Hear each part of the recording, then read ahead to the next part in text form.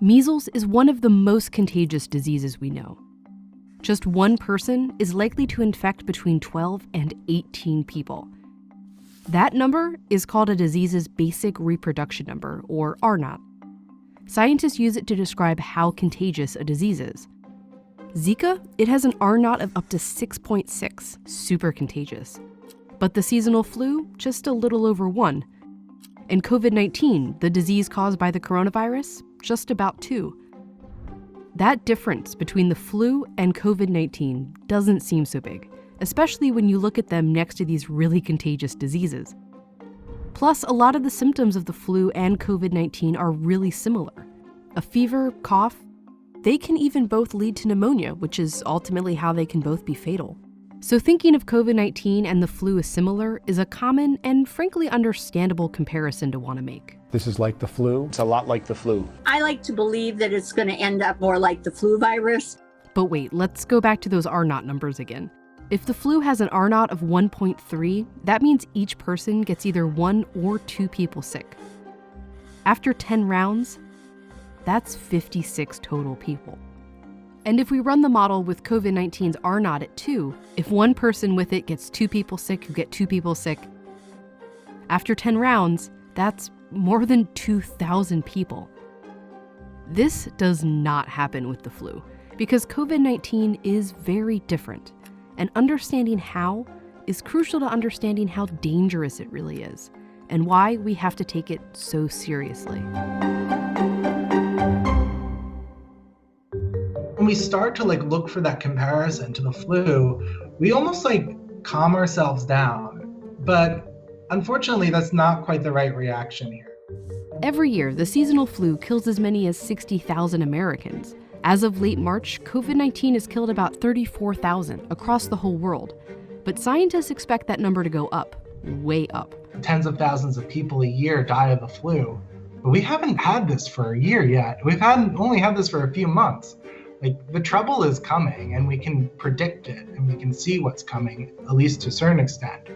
The first really big difference between COVID-19 and the flu is how long it takes you to feel sick. From the moment you're infected with COVID-19, it usually takes 5 days before you start to feel symptoms.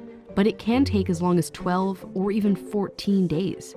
This is the incubation period, the time between when you catch it and when you first realize you're sick. And scientists think you could be contagious during most of this period.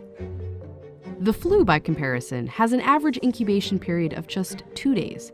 You get sick, and pretty soon you feel sick, and you know you're contagious. This is what we're used to.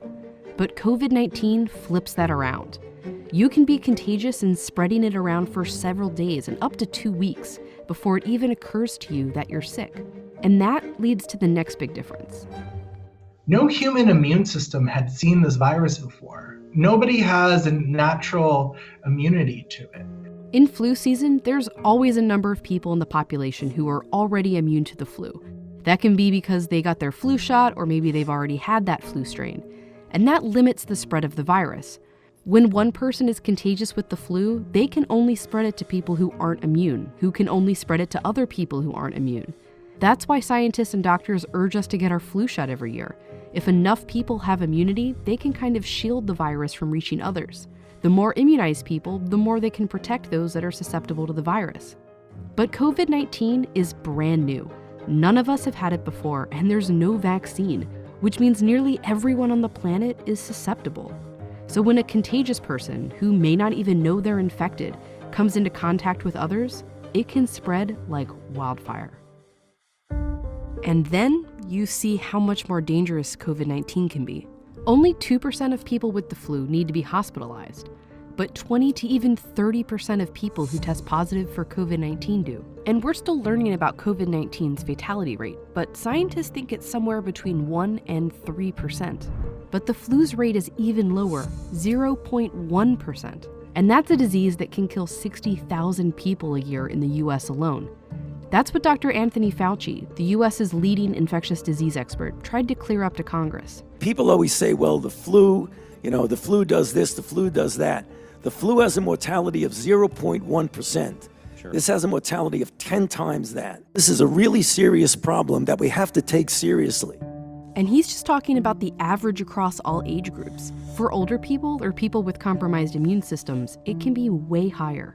And that's especially scary when you remember all the other things that are different about COVID-19. The infectiousness, how hard it is to know you have it, how susceptible we all are to it. Estimates vary, but some scientists have warned that between 20 and 60% of the world's population could become infected with the virus. Because COVID-19 has no cure and no vaccine, the only defense we have against it is social. We can take ourselves out of the chain, not with immunity, but with social distancing. Just physically not being around anyone and staying home as much as possible. But that only works if each of us takes it seriously, which is why comparing it to the flu, while understandable, is not helpful. It's natural to want to find a comparison, to want to make this seem small. When we use the flu as the backdrop, it almost numbs us, or it can numb us and make us maybe even feel better about the current situation, because the current situation is bad. So now is not the time to be numb. We need to be vigilant and then use our vigilance for useful actions.